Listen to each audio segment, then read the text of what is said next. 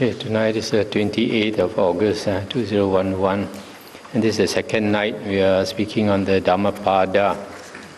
Now we come to verse 44, chapter 4, Pupa Vaga, flowers, chapter, verse 44. Who shall overcome this earth, the world of misery, and this fear of humans and gods? Who shall bring to perfection the well-taught path of wisdom, as an expert garland maker would his floral design? A striver, 45, a striver on the path shall overcome this earth, the world of misery and this fear of humans and gods. The striver on the path shall bring to perfection the well-taught path of wisdom, as an expert garland maker would his floral design. So a person striving on the path only can overcome the world of misery, the world of suffering. 46, realizing that this body is like froth, penetrating its mirage-like nature and plucking out Mara's flower-tipped arrows of sensuality, go beyond the sight of the king of death. This world, if we perceive it with our six senses, it looks so real. But the Dhamma teaches us this is all the workings of consciousness, just like a dream. And to go beyond the sight of the king of death, that means you have to attain the deathless. When a person becomes an arahant, he attains the deathless. So there is no self to die, only the body dies. 47. As a mighty flood sweeps away the sleeping village, so death carries away the person of grasping or clinging mind, who only collects the flowers of pleasure. 48. The destroyer brings under his sway the person of grasping mind, who, insatiate in sense desires, only collects the flowers of pleasure. This is one of my favorite verses, 47. A mighty flood sweeps away the sleeping village. Several years ago, there's one village, Orang Asli village, and they call it Sahom, and they were sleeping at night. And the rains brought the logs rushing down the river, and these logs just swept all the houses by the side of the river. In the pitch darkness, and many people drown. So in the same way, death will carry away the person with a clinging mind when he's enjoying the pleasures of the world, worldly pleasures. A lot of people are like that. We never think that death will come and touch us on the shoulder. So we just go on enjoying life, and then one day we are swept away like the flood sweeping the sleeping village. 49. As a bee gathers honey from the flower without injuring its color or fragrance, even so the sage should go on his arms round in the village. So if a monk goes on his arms round, he's not expecting too much, so it doesn't bring harm to the villagers, just like the bee. Number 50. Let none find fault with others. Let none see the omissions and commissions of others. But let one see one's own acts, done and undone.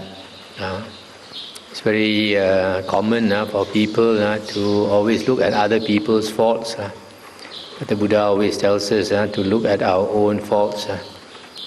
Other people, they have their burden to carry.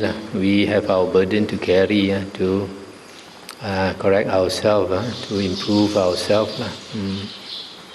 But when there are many people, like in the monastery, people tend to look at other people's fault. But always remember this verse 50, look at your own fault. 51. Like a beautiful flower full of color but without fragrance, even so Fruitless are the fair words of one who does not practice them. 52.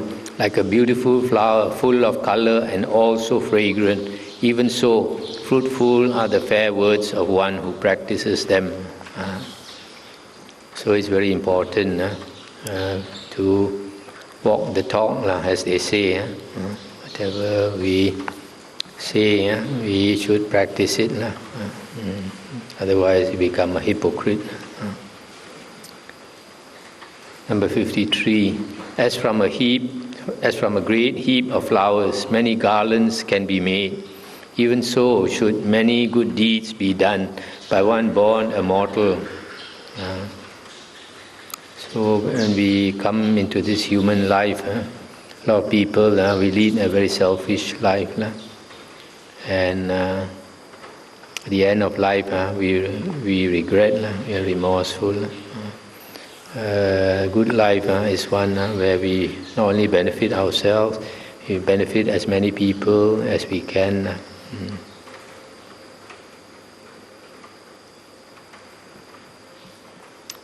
54. Not the sweet smell of flowers, not even the fragrance of sandal, tagara, or jasmine goes against the wind. But the fragrance of the virtuous goes against the wind. The virtuous person pervades all directions with the fragrance of virtue. Sometimes we do something unwholesome, and we think nobody knows, but all the devas and devis and all the ghosts will know, all the spirits will know. So in the same way, if a person is virtuous, all the spirits also will know, because they are psychic, can read our mind. So if a virtuous person, that's why the fragrance pervades all directions. All the spiritual beings know. 55. Of all the fragrances, sandal, tagara, blue lotus and jasmine, the fragrance of virtue is by far the sweetest.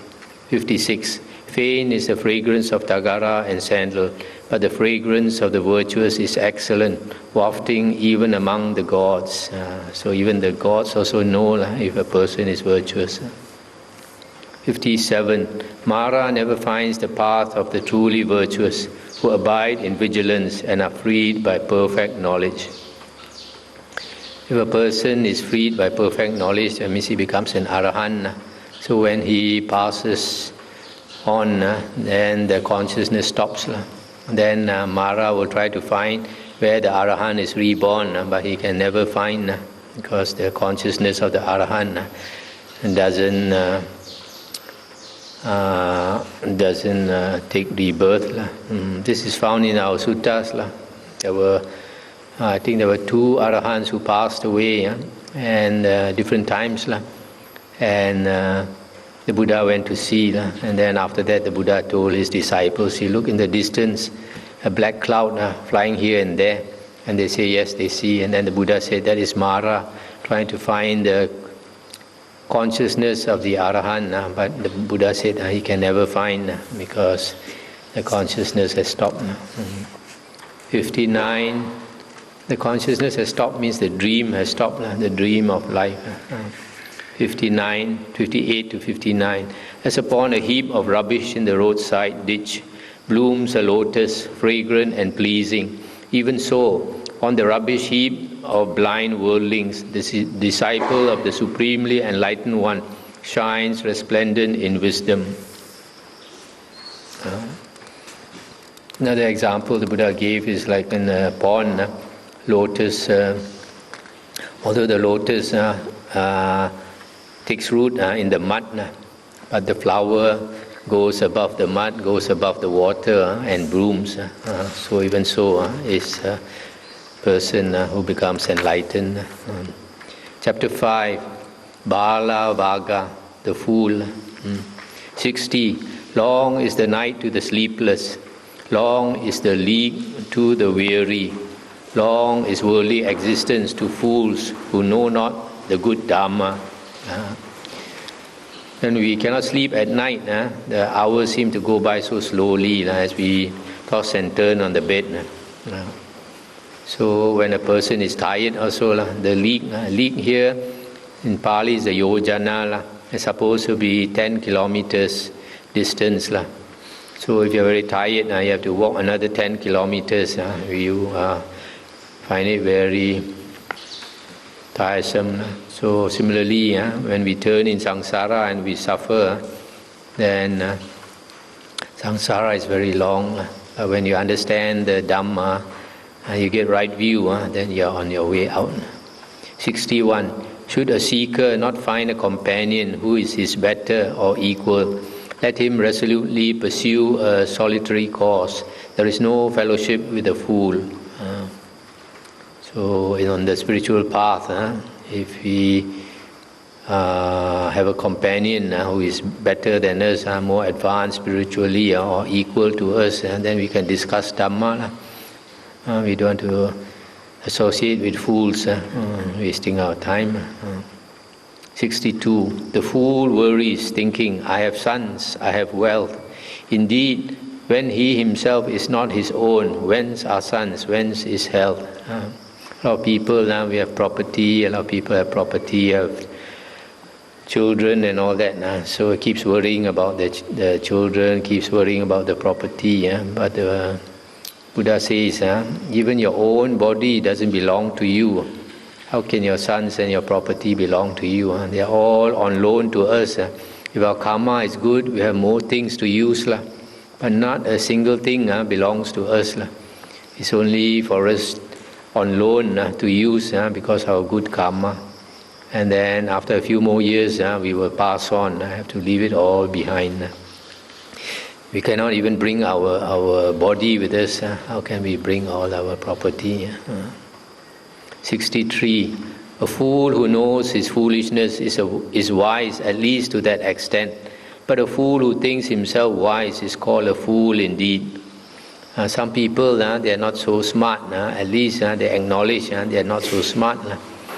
But the big fool is the one, he doesn't realize that he's a fool, but everybody sees that he's the biggest fool.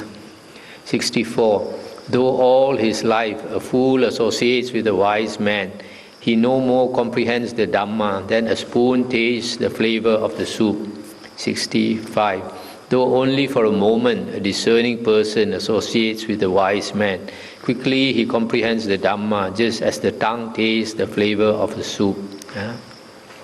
Even if we were to live together with an Arahant, if we don't take the trouble to find out about the Dhamma, about the spiritual path, then we don't know anything about it. So if a fool associates with a wise man, he doesn't have the wisdom to ask and to understand, so you won't get a taste of the Dhamma. 66. Fools of little wit are enemies unto themselves as they move about doing evil deeds, the fruits of which are bitter. So as I mentioned before, we are our greatest enemy if we do unwholesome deeds. But if we practice the Dhamma and do wholesome deeds, we are our best benefactor, our best friend. 67. Ill done is that action which, having been done, is repented later, and the fruits of which one reaps weeping with a tearful face. 68. Well done is that action which, having been done, is not repented later, and the fruits of which one reaps with delight and happiness. If we do something wrong and we regret it because we have a conscience, every one of us have a conscience, but sometimes because of greed, hatred and delusion, we refuse to listen to our conscience. But even though you refuse to listen to the conscience and do unwholesome action, the day will come when you realize that you did wrong and you will regret. But if you did wholesome action, then you'll always be happy that you did it. 69. So long as an evil deed has not ripened, the fool thinks it as sweet as honey. But when the evil deed ripens, the fool comes to grief. So when we do evil, we think nobody knows and we enjoy it. For example, cheat people, commit adultery and all that.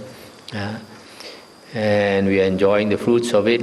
But when the vipaka comes, the karma ripens, then we have to pay with interest some more. 70. Month after month, a fool may eat his food with the tip of a blade of grass, but he is still not worth a 16th part of those who have comprehended the Dhamma. This eating food with the tip of a blade grass probably refers to the austerities, the ascetic practices of the external sect ascetics during the Buddha's time. The Buddha says all that not worth at all compared to those who comprehend the Dhamma. Comprehending the Dhamma, there are many various levels. If you attain the vision of the Dhamma, then you become an Arya. 71. Truly an evil deed committed does not immediately bear fruit, like milk that does not turn sour at once, but smoldering, it follows the fool like fire covered by ashes. So sometimes you do an evil deed. Some people, they don't see the result immediately, and so they don't believe in karma vipaka. But at the end of life, and then they know. So even if they don't pay for it at the end of life, sometimes a few lifetimes later, they still have to pay for it. 72. To his own ruin, the fool gains knowledge, for it cleaves his head and destroys his innate goodness. This knowledge is worldly knowledge, nothing to do with the Dhamma. Some people, they have knowledge. The more they learn, the more they arrogant they become. So harms himself. 73. The fool seeks undeserved reputation, precedence among monks, authority over monasteries, and honor among householders. This refers to a monk, a foolish monk who wants fame, wants seniority and honor, etc.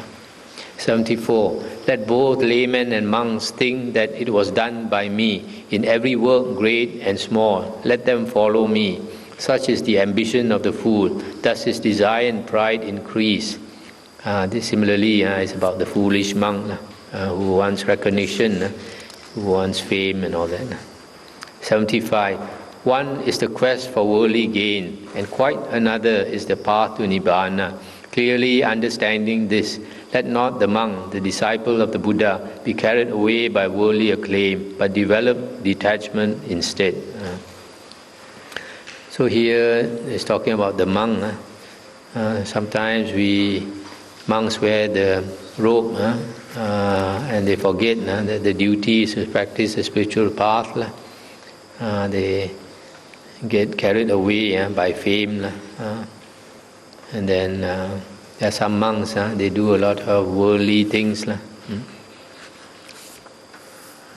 we come to chapter 6, Pandita, Vaga, the wise man. 76.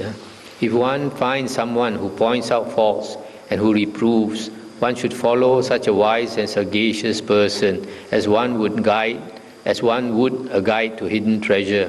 It is always better and never worse to cultivate such an association. 77. Let him admonish, instruct, and shield one from wrong. He indeed is dear to the good and detestable to the evil. This one, if you can find a teacher or somebody who can point out your fault, the Buddha says, don't go away from him. As for monks, the Buddha said, you find a teacher can tell you your faults and correct you, then you, until the end of your life, you should stay with him. But people who don't want to change, don't want to admit their wrongs, they detest such a person who points out their faults. Sometimes you see in everyday life, you see some people, they have some fault, you try to be good, you try to tell them their fault, and they get angry. Why? Because they never look within, they always look outside, never look at themselves, always look at other people's fault, never see their own fault. So when you tell them, they get angry because they don't believe it. Their eye is turned outside, never turned inside. 78. Do not associate with evil companions. Do not seek the fellowship of the vile. Associate with good friends. Seek the fellowship of noble persons. This one, the other time we went through the Nikaya Sutta. What's the name? Sigalovada Sutta, talking about good friends and false friends. But the best friend is a noble person, Arya. 79. One who drinks deep the Dhamma lives happily with a tranquil mind. The wise person ever delights in the Dhamma made known by the noble one or the Arya. So, if we practice the Dhamma and then we become happy, we have a tranquil mind if we meditate. Number 80, irrigators regulate the waters, arrow makers straighten the arrow shaft, carpenters shape the wood, the wise control themselves. Just like the irrigators, they can control the waters, and the arrow makers, the shaft, carpenters, the wood. So the wise control their mind, don't allow the mind to control them. 81. Just as a solid rock is not shaken by the wind, even so the wise are not affected by praise or blame. If a person is affected by praise and blame, then he is still very worldly. If you are intent on the Dhamma, then you don't bother whether people praise you or blame you. 82. On hearing the teachings, the wise become perfectly purified, like a lake, deep, clear and limpid. That is, if you put the Dhamma into practice also. 83. The good renounce everything. The virtuous do not prattle with a yearning for pleasures. The wise show no elation or depression when touched by happiness or sorrow. It's quite similar. There are 8 things supposed to able to move us. Happiness or sorrow, gain and loss and all that. The 8 winds, the Chinese call. 84. He is truly virtuous, wise and righteous, who neither for his own sake nor for the sake of another does any wrong, who does not crave for sons, wealth or kingdom, and does not desire his own success by unjust means. Person is wise if you understand the Dhamma, and when you understand the Dhamma, you know that life is impermanent, and very soon we have to go, and we have to let go, whether we like it or not. We have to let go of everything in the world. So it'd be better if you let go earlier. Then you're free to do what is important. 85. Few among human beings are those who cross to the further shore or the farther shore. The rest, the bulk of people, only run up and down the hither bank. This one sometimes we chant the Pali. Apakate manusesu yejana paragamino atayang itara pajatira meva nudavati.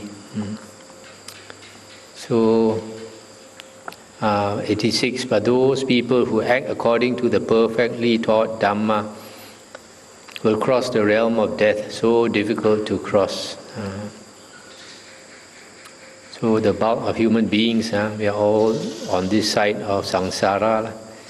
Only those who practice the Dhamma become an Arya, then you cross over the realm of death, which is so difficult to cross. 87 and 88. Abandoning the dark way, let the wise man cultivate the bright path.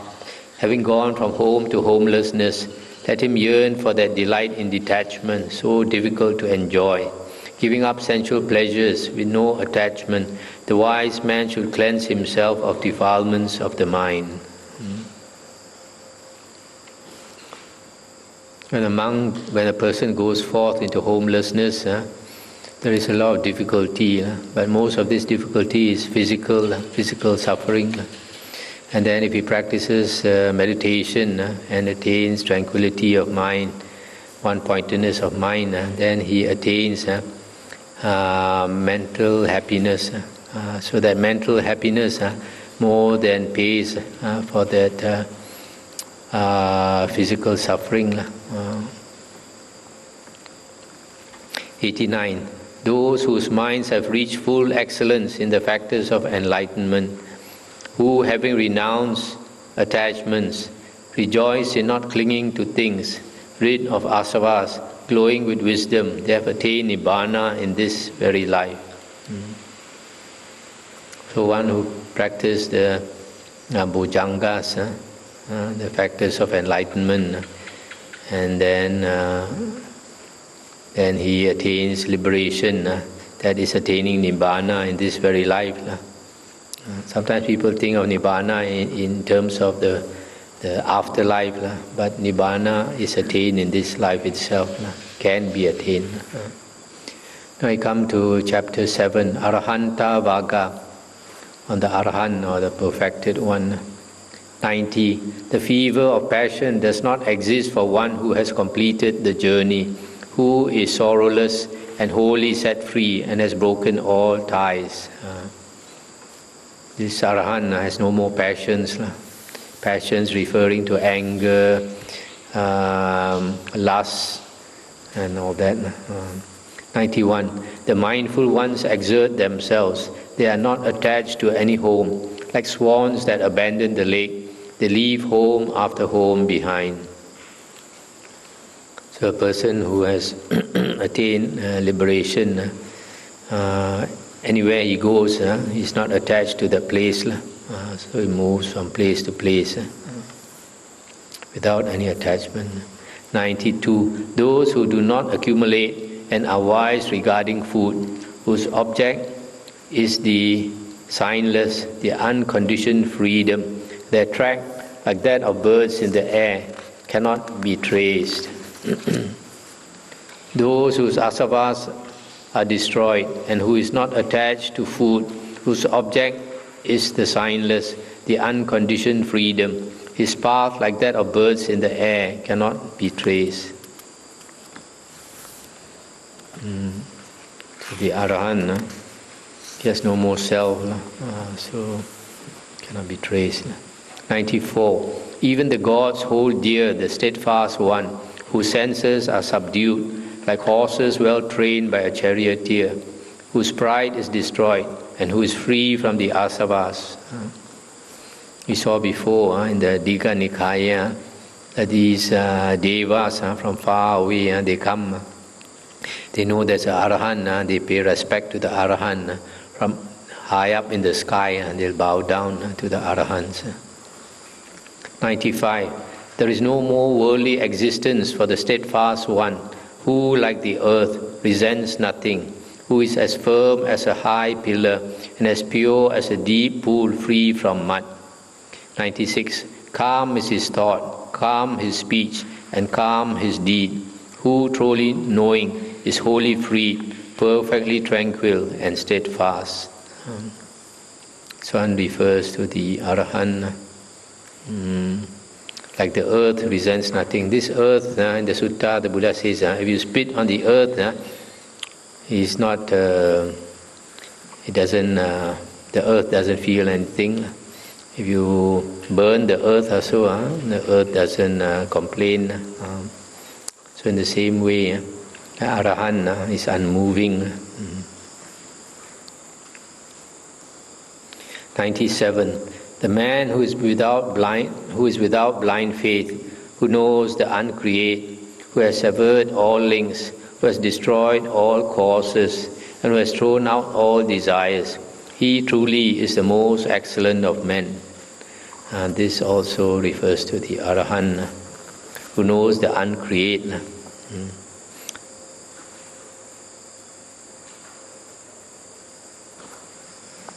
98. Inspiring indeed is that place where Arahants dwell, be it a village, a forest, a vale, or a hill.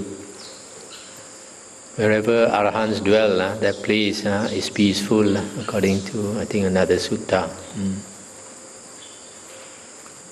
99. Inspiring are the forests where worldlings find no pleasure. There the passionless will rejoice, for they seek no sensual pleasures.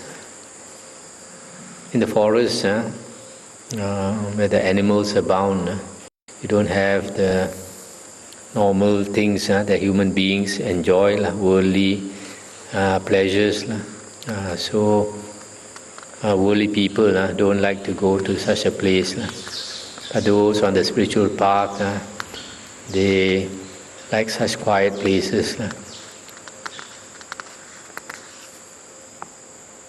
Now we come to chapter 8, Sahasa Vaga, the thousands, verse 100.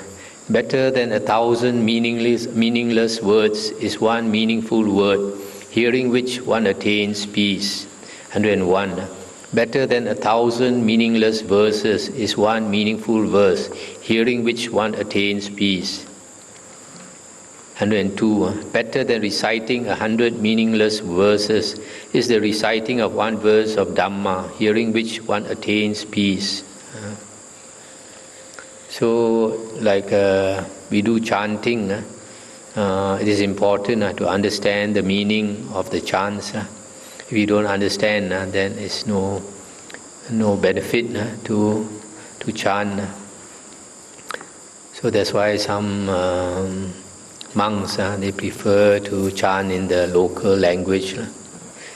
But the majority of monks they are quite attached to the tradition. For example, even like reciting the Patimokkha, the monks' precepts.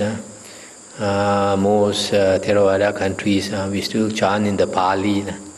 But the problem is not all the monks understand the Pali. So sometimes we just do it because it's a tradition. But a lot of it is not understood. If you want to understand it, then you have to chant in the local language. 103. Though one may conquer 1,000 times 1,000 men in battle, yet he indeed is the noblest victor who conquers himself. 104 and 105. Self-conquest is far better than the conquest of others. Not even a god, an angel, Mara or Brahma can turn into defeat the victory of such a person who is self-subdued and ever restrained in conduct. So, the best victory is victory over oneself, not victory over other things in the world. Worldly people, we would like to make a conquest on the share market, make a conquest in business and all that. But all those are not important, because in a few more years' time, when we have to pass away, not ascend, we can bring along with us. But our good karma, we can bring along with us. 106. Though month after month, for 100 years, one should offer sacrifices by the thousands, yet if only for a moment one should worship those of developed mind, that worship is indeed better than a century of sacrifice. 107. Though for 100 years one should tend the sacrificial fire in the forest, yet if only for a moment one should worship those of developed mind, that worship is indeed better than a century of sacrifice. People like to make sacrifices to heaven, to pray for all the things we want. People offer sacrifices and ask for this and for that. But if you do it month after month for 100 years, that merit, that blessings is so little compared to paying respect, even for one short moment, to a person with developed mind.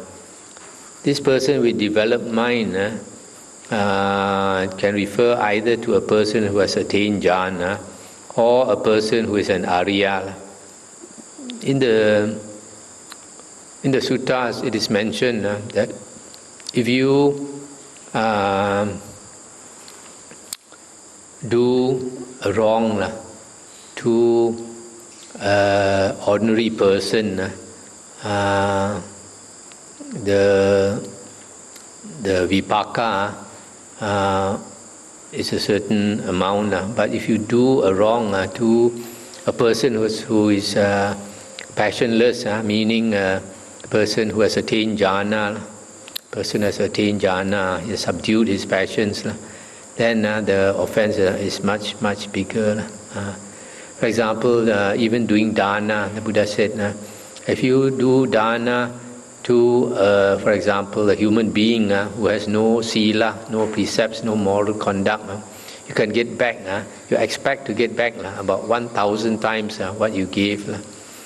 And if you give to a virtuous person something, a virtuous human being, then when the karma ripens, you can expect to get back, I think, something like 100,000 times what you gave. But if you give to a person with a developed mind, this person who is passionless, who has attained jhana, you can get back 100,000 times, which is very, very much. But if you give to an arya, then the the merit or the blessings is uncountable. Uncountable. So, in the same way, if you worship one with the who has attained jhana, it's very great, the merit. But if you worship one or pay respect to an arya, then it is very, very, it is uncountable. The blessings is uncountable.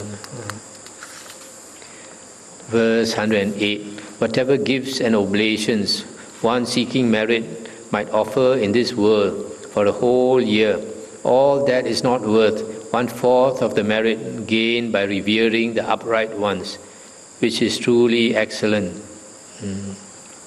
So a bit similar, you make offerings for a whole year.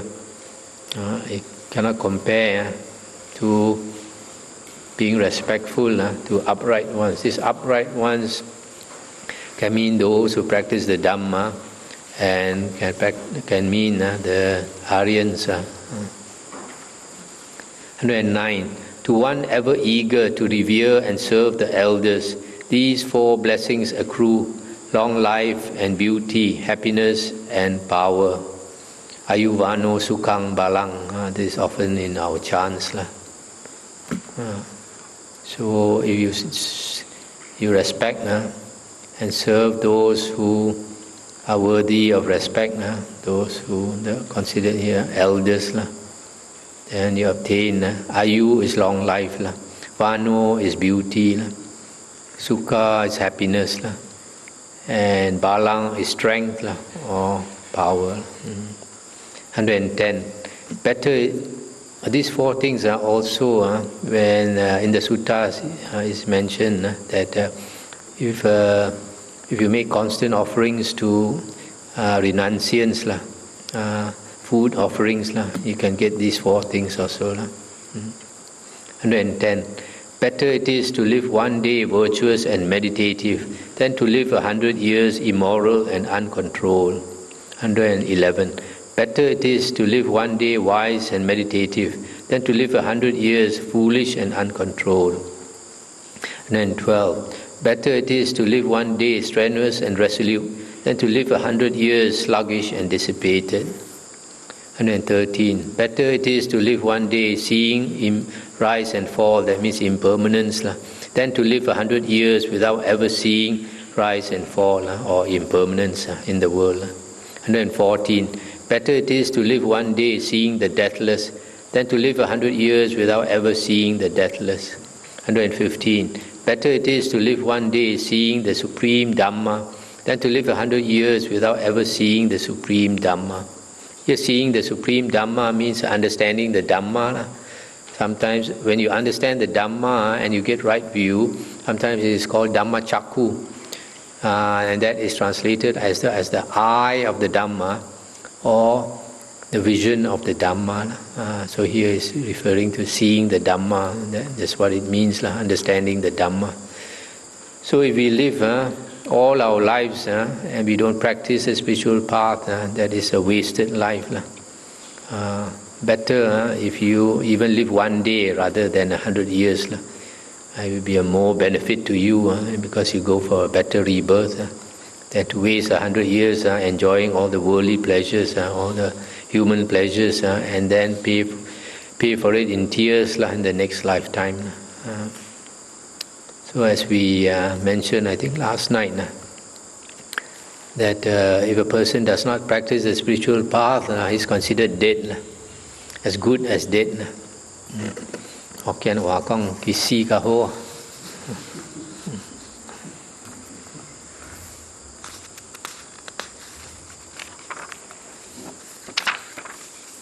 Maybe we have time for another chapter. Papa Vaga, evil. Papa is evil, chapter 9. 116.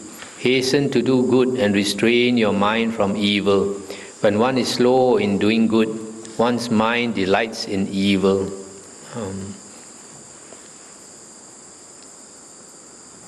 The Buddha says our mind is constantly changing. So once you have a determination or an ambition to do something good, you must quickly do it. And then if you have an intention to do something unwholesome, then you better postpone it. Maybe think about it again. You think about it more than once, maybe you might not do it. So here it says, to do good, you must do it quickly and restrain your mind from evil. But when you have an intention to do good and then you postpone, you delay, then it's more likely you won't do it. Instead, you do evil. So in the same way, if we have a bad habit, then we must quickly change it. If we don't quickly change our bad habit, it gets stronger day by day. For example, laziness. If we allow ourselves to be lazy, day by day it becomes stronger and stronger. And then after a long period, to change is very difficult. 117. Should a person commit evil, let him not do it again and again. Let him not form a desire for it, for painful is the accumulation of evil. The Buddha said in the suttas, whenever we do any karma, we must reflect on it.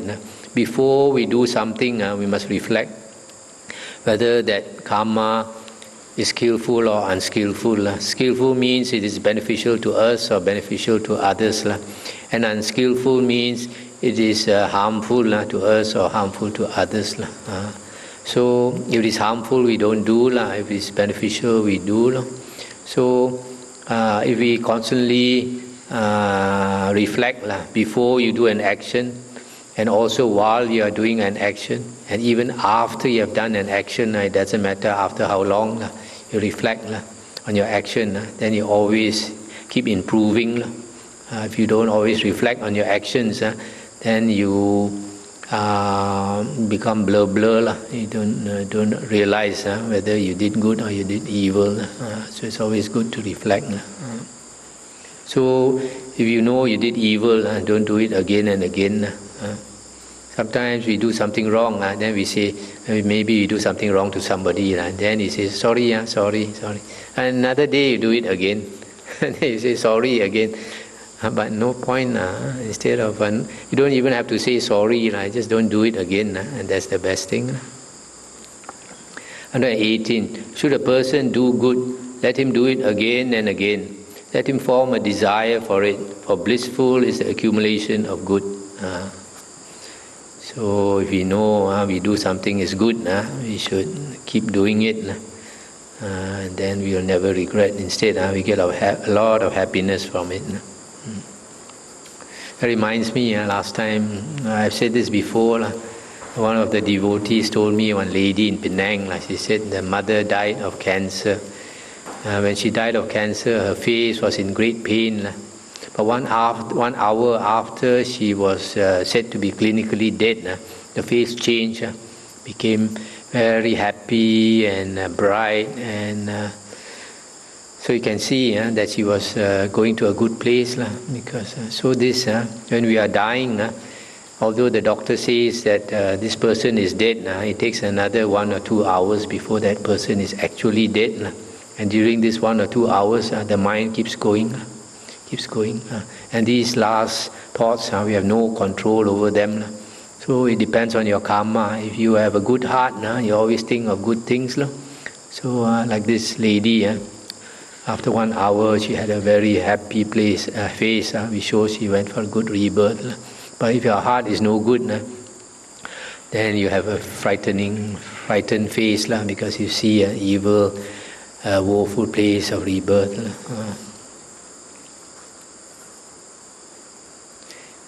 119.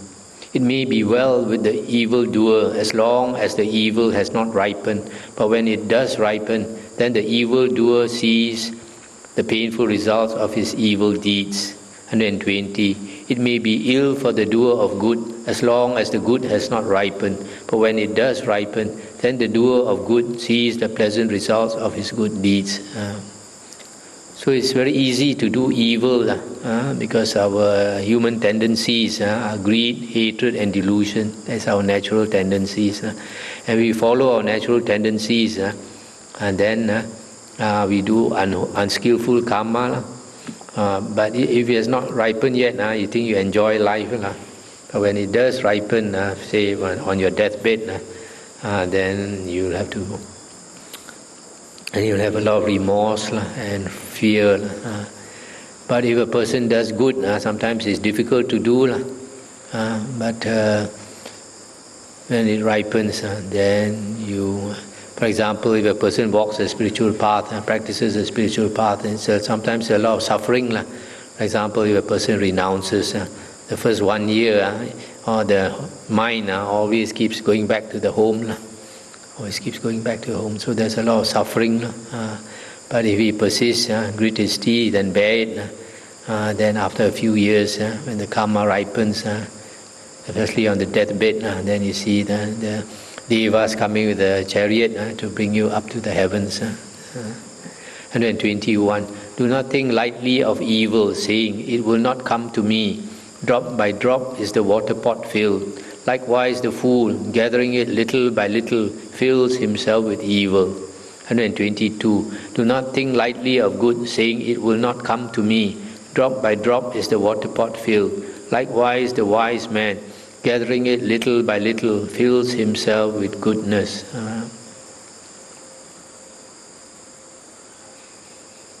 So our actions determine our character. If we constantly do good, then our character changes for the better.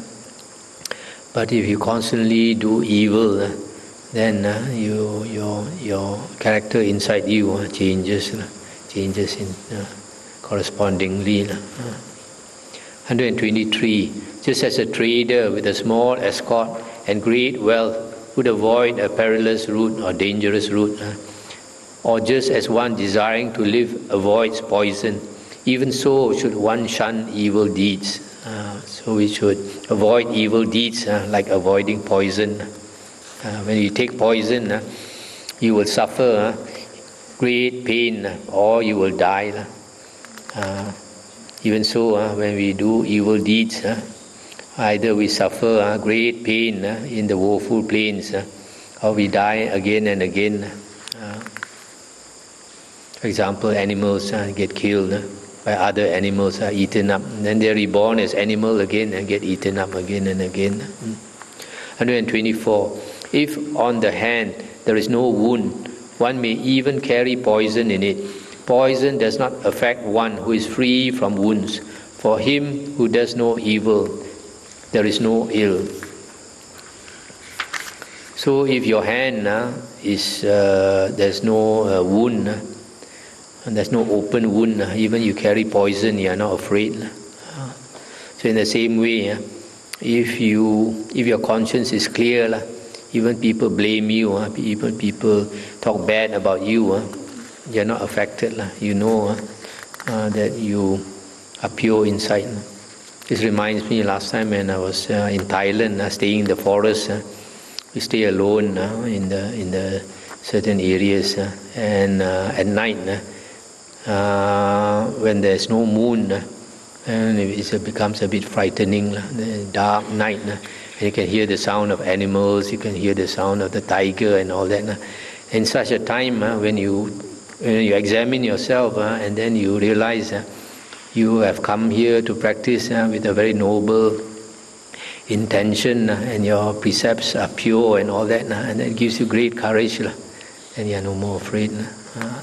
So in the same way, if your heart is pure, your heart is good, whatever happens, you are confident, you're not afraid. 125. Like fine dust thrown against the wind, evil falls back upon that fool who offends an inoffensive, pure and guiltless man. So if a person talks bad about somebody who is pure or does anything against him, and then just like the wind will throw back the fine dust that you throw on you, so that person will suffer. That's why, like in this Chinese Buddhism, they say be very careful and don't talk bad about monks. But in the sutta, the Buddha said 4 persons. Be very careful how you conduct themselves towards these 4 persons. 4 fields of merit and 4 fields of demerit. If you are good towards these 4 persons, your merit is very great. But if you do wrong towards these 4 persons, your this vipaka, your karma is also very heavy. The first one is the Buddha. The second one is the disciples of the Buddha, meaning monks and nuns, and then the third is mother, the fourth is father. 126. Some are born in the womb, the wicked are born in hell, the devout go to heaven, the asava free attain nibbana. So after dying, we are reborn in different places according to our karma. The arahant will enter nibbana. 127. Neither in the sky nor in mid-ocean, nor by entering into mountain clefts, nowhere in the world is there a place where one may escape from the result of an evil deed.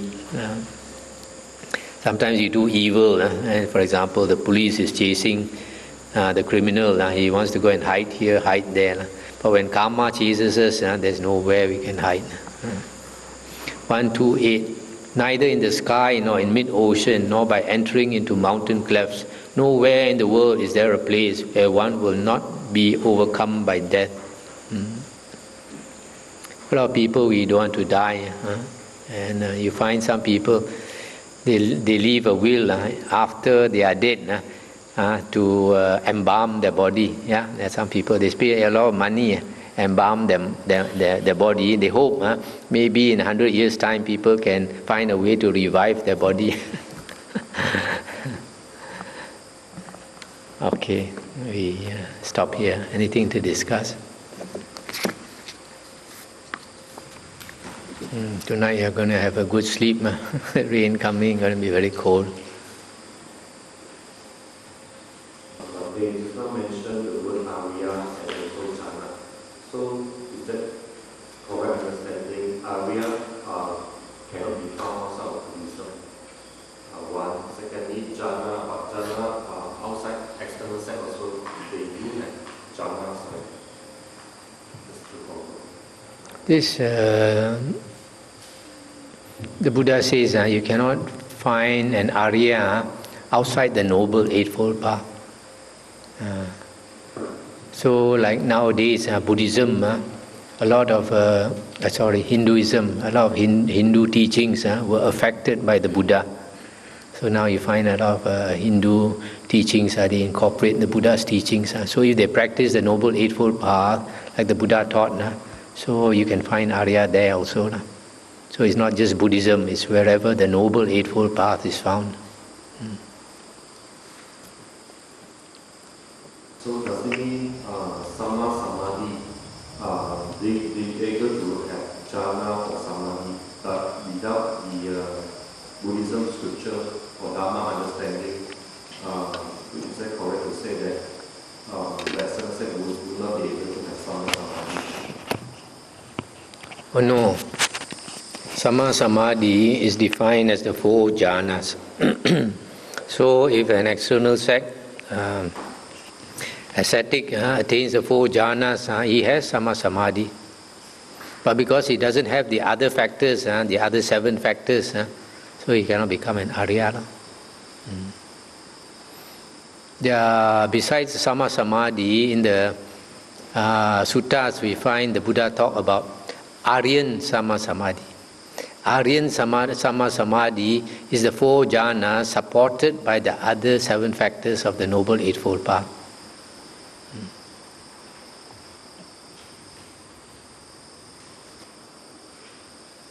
This is a time of Q&A, so if anything you all are doubtful about, I suggest you ask, otherwise your doubts cannot be resolved.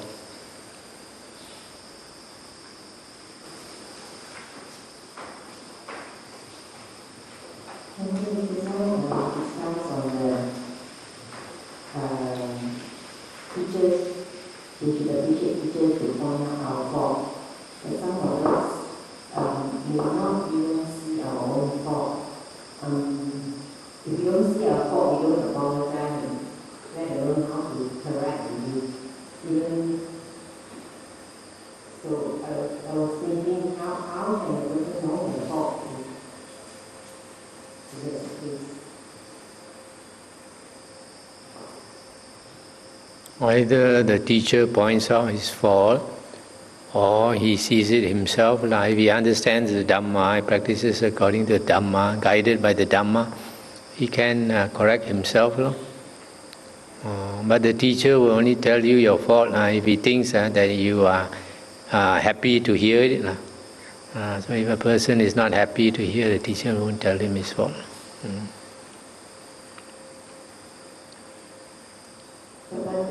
Some teachers are very quick. Certain teachers are very strict and very quick to point out faults of disciples. Sometimes maybe disciples need teachers like that to really wake them up. Yes, but those disciples who want to be told their faults, they will seek such a teacher.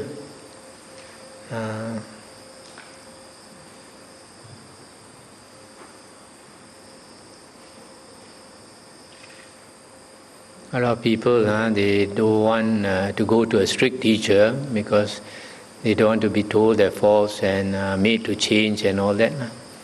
So, if the disciple is willing to learn, he should go to a strict teacher.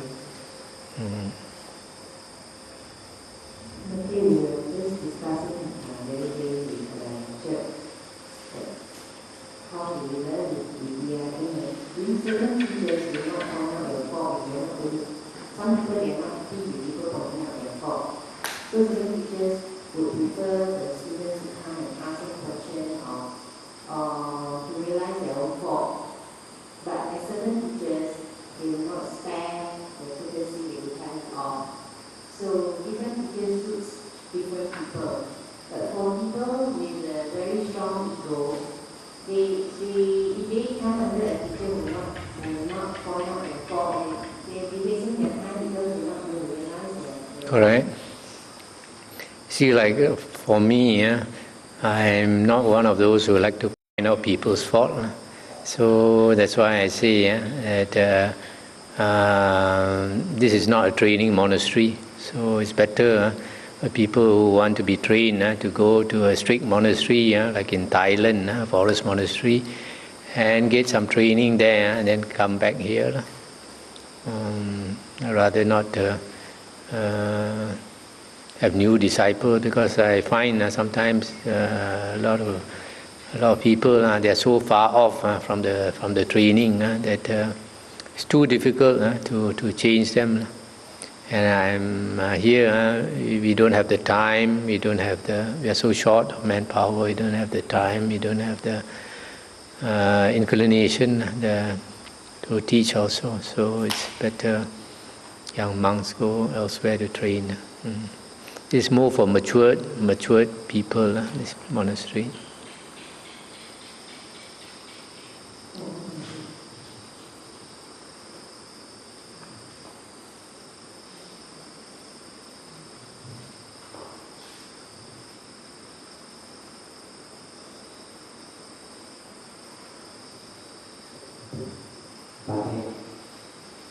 Is that by worshipping those of developed mind will have a lot of merit? And I'm wondering, does this merit come from many worshipping him, or because we get close to him, and we hear something valuable, and we practice, and we get the merit? Yeah, what the verse is saying, even just by paying homage, the merit is far more than making all the sacrifices to heaven. So if you learn from the teacher, even more meritorious.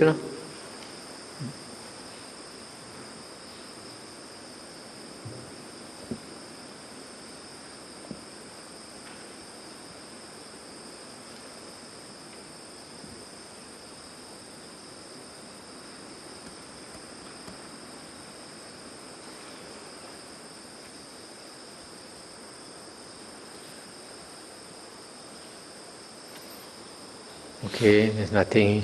Can we end here?